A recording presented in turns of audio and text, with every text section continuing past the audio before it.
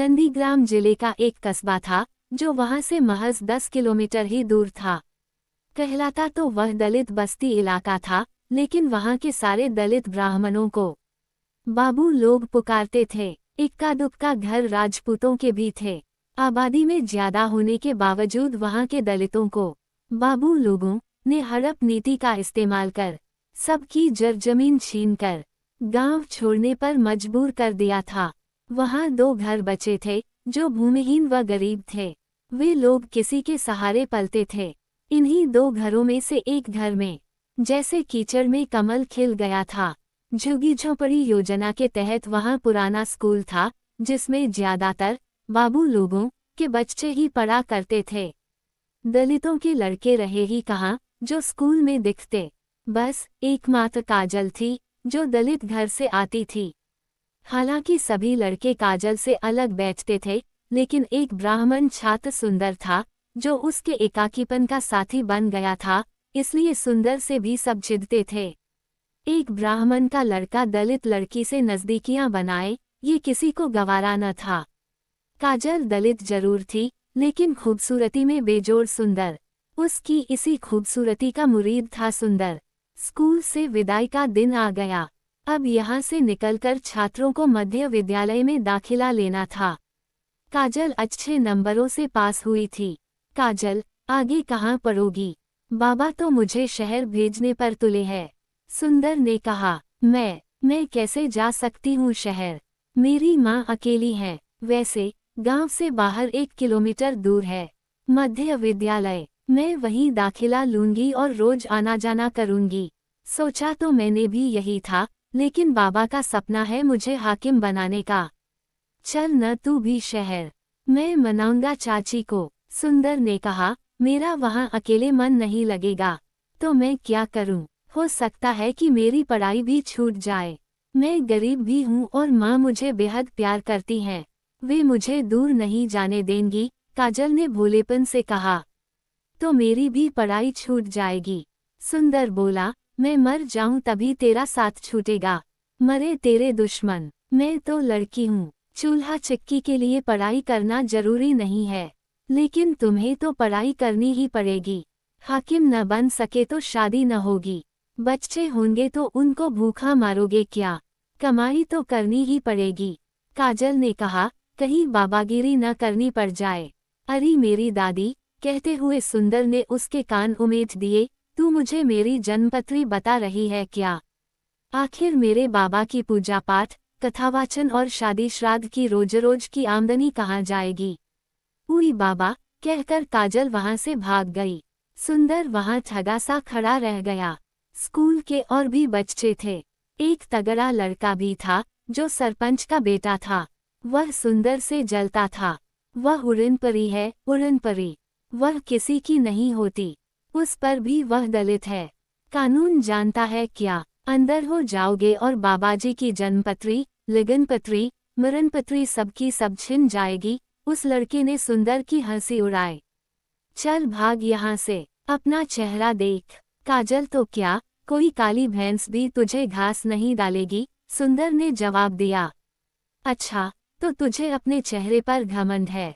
शुरू हो गई दोनों में उठापटक। तगड़े लड़के ने सचमुच सुंदर का चेहरा भद्दा कर दिया।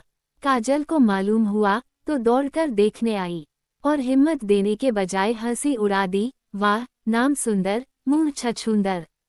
सुंदर ने गुस्से में दौड़कर उसे पकड़ा और कहा, काजल, तुम भी? ठीक है, अब मैं शहर जाऊंगा और तुझे एकदम भूल जाऊंगा। देखना, मैं हाकिम बनकर ही आऊंगा। दुखी होकर सुंदर अपने घर की ओर चल दिया। ये सुनकर काजल भी रो पड़ी। ऐसा मत करना सुंदर, एक तेरा ही तो सहारा है मुझे। लेकिन सुंदर ने उसका कहा नहीं सुना और अपने घर चला गया। पंडित रमाकांत को जब सब मालूम हो गया तो उन्होंने भी सुंदर को खूब पीटा। एक तो दलित लड़की है, दूसरे तुम ब्राह्मण। क्या होगा बिरादरी में मेरा?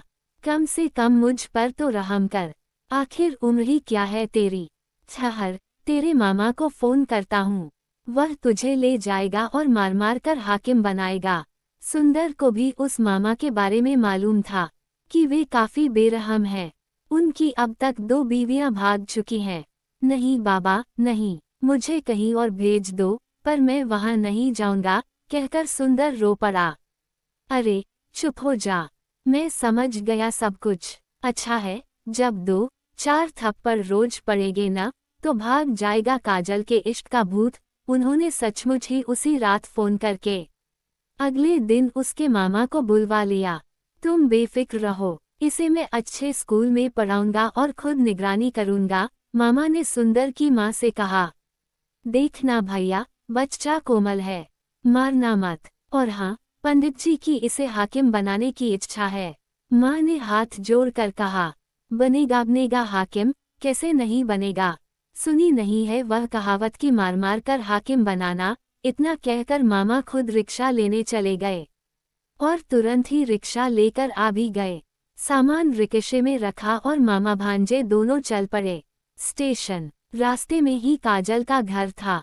काजल, माफ करना, तेरा दिल दुखाकर मैंने अच्छा नहीं किया।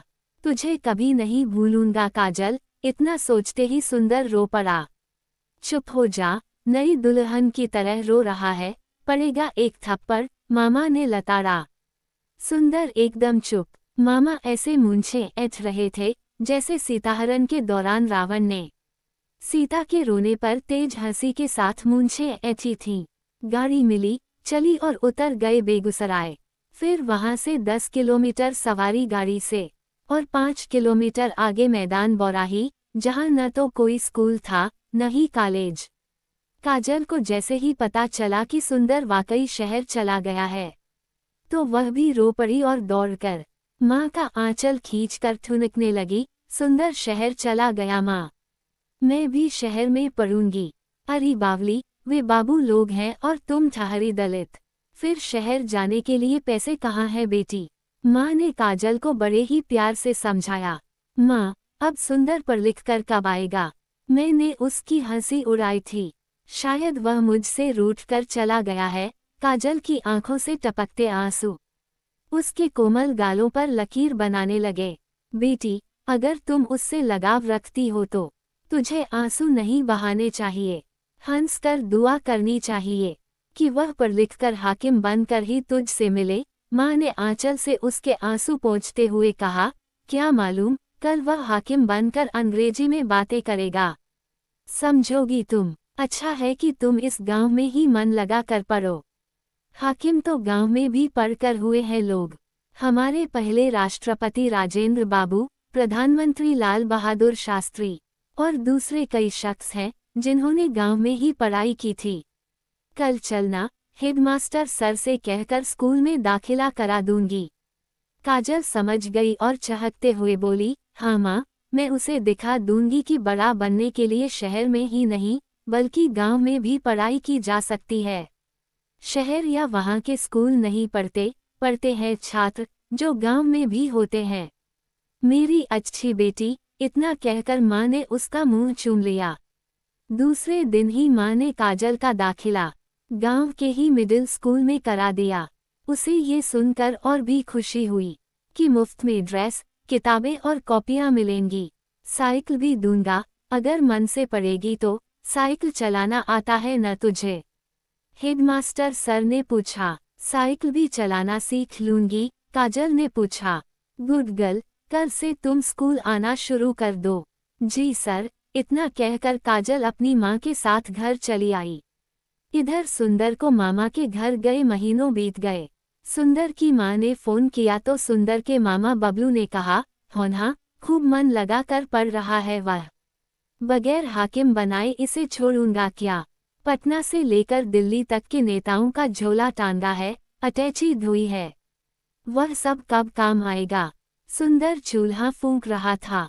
दौड़ा दौड़ा वह वहां आया और बोला, मामा, माँ से मेरी भी बात करा दो। कई दिन पहले उन्हें मैंने अपने सपने में देखा था। जब देख ही लिया था तो बातें क्यों न कर ली।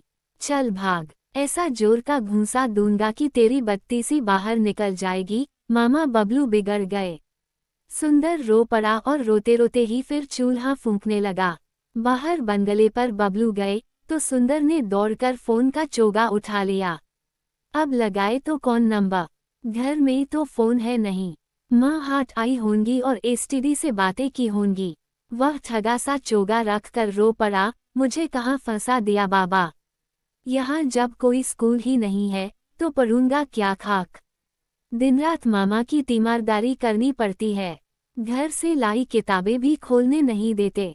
यह मामा नहीं कंस है, कंस मैंने काजल को भी धोखा दिया है। ये सब मुझे उसी की सजा मिल रही है।